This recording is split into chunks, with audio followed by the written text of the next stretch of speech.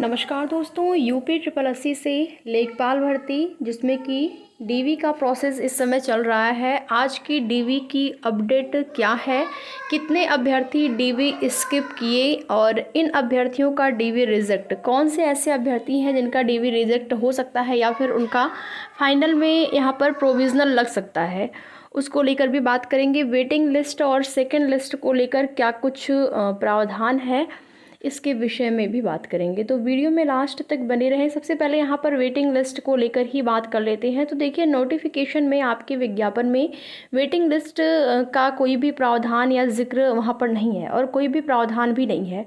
तो waiting list या फिर कहें कि सेकंड लिस्ट की जो अभ्यर्थियों वैसे हर अभ्यर्थी ये चाहेंगे जिनका भी कुछ नंबर कम होगा या जिनका अभी रिज़ल्ट में नाम यहाँ पर आया है, डीवी हो रहा है, लेकिन डीवी के बाद जो अभ्यर्थी छटेंगे, क्योंकि आप सभी को पता है कि जितनी सीटें हैं फाइनल सिलेक्शन उन्हीं का होगा, लेकिन डीवी भी यहाँ पर कुछ अभ्यर्थी जो है स्किप कर रहे हैं। उसके बाद सेकंड लिस्ट, कुछ सीटें भी बच जाती हैं।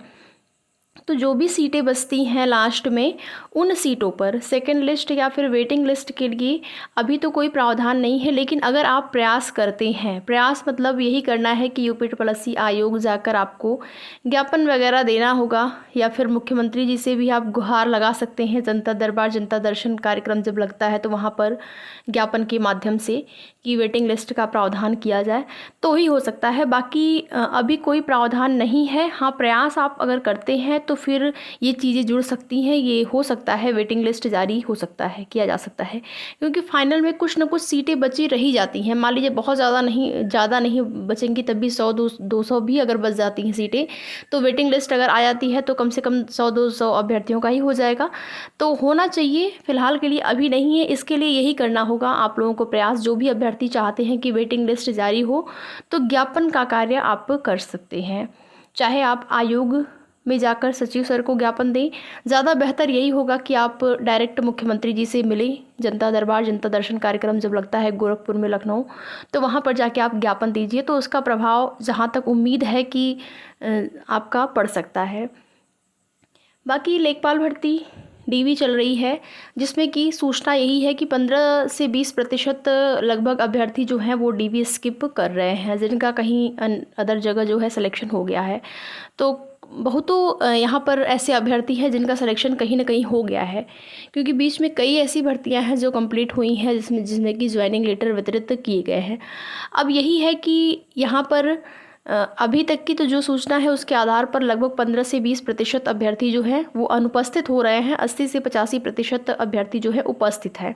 बाकी देखिए, जो भी अभ्यर्थी डीवी करा रहे हैं, आप लोग नोटिस बाकायदा आपकी जारी हुई है ऑफिशियल नोटिस के माध्यम से, क्या क्या चीज़ें आपको लेके जाना है डीवी में, सारी चीज़ों को आप व्यवस्थित करके लेके जाएं। जो भी चीज़ें हैं, देखिए, एक माइनर सी मिस्टेक की वजह से आपका प्रोविज़नल लग सकता है, तो यही होगा। प्रोविज़नल लगने के बाद फिर आपको ज्वाइनिंग के लिए फ्रेशर जो अभ्यर्थी होंगे उनका हो जाएगा।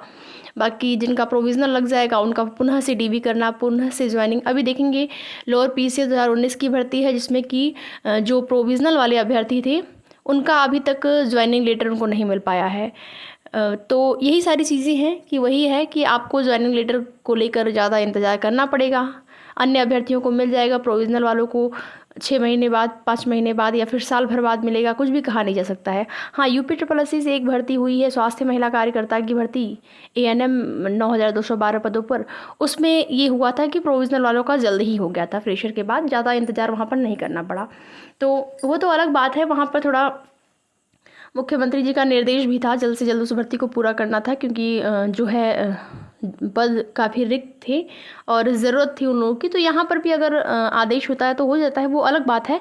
लेकिन अभ्यर्थियों को पूरा प्रयास यही करना है कि प्रोविज़नल न लगे, प्रोविज़नल न लगे। इसके लिए आपको सारी चीज़ें अपनी, जो भी आपका डॉक्यूमेंट वेरिफिकेशन हो रहा है उसमें जो भी आपके अंक पत्र हैं, प्रमाण पत्र हैं, जो भी चीज़ें मांगी गई हैं, उनको आप क्रम से, जिस क्रम में बताया गया था उस क्रम में आप अगर लेके जाते हैं तो फिर आप प्रोविज़नल लगने से आप बच सकते हैं। और प्रोविज़नल लगने से बच जाएंगे तो फिर जिस प्रकार से भर्ती प्रक्रिया चल रही है, गतिमान है, उम्मीद है कि बहुत जल्द आप लोगों का भी डीवी होने के बाद फाइनल रिजल्ट जारी हो और फाइनल रिजल्ट जारी होने के बाद जल्द से जल्द आप लोगों की ज्वाइनिंग की जाए। तो आगे की जो भी जैसी भी सूचना होगी आप सभी को उसकी जानकारी समय समय पर इस चैनल के माध्यम से दी जाएगी।